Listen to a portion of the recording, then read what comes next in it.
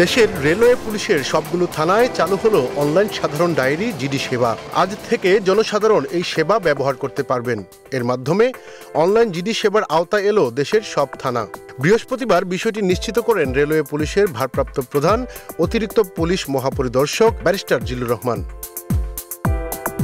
তিনি বলেন, প্রধান উপদেষ্টার নির্দেশনার আলোকে পুলিশি সেবা সহজীকরণের অংশ হিসেবে থানায় না গিয়ে ঘরে বসে সকল ধরনের জিডি অনলাইনে করার সুবিধা চালু করেছে বাংলাদেশ পুলিশ। এর ধারাবাহিকতায় রেলওয়ে থানাগুলোও এই সেবার আওতায় আসলো।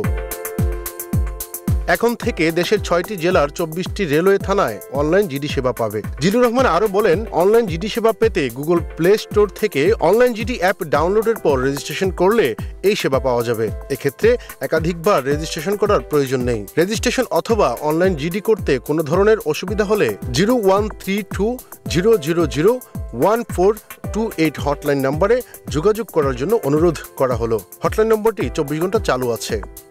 এস এম শামীম, সুখবর।